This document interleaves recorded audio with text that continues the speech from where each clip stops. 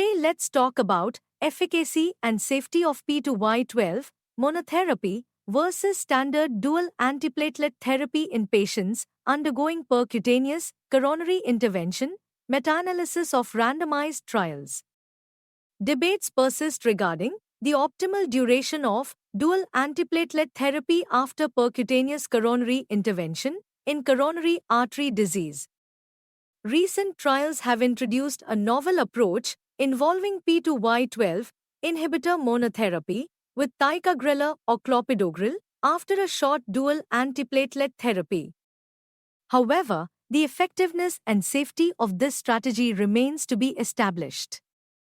We aim to perform a meta-analysis comparing monotherapy with P2Y12 inhibitors versus standard dual antiplatelet therapy in patients undergoing percutaneous coronary intervention at 12 months.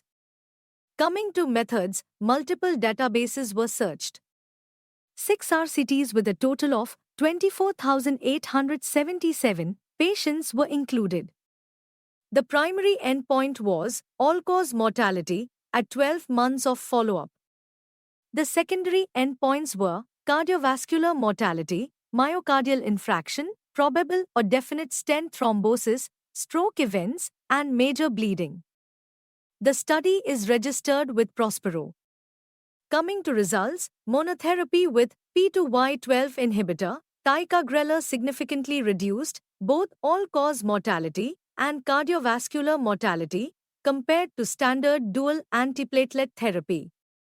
In contrast, clopidogrel monotherapy did not demonstrate a similar reduction.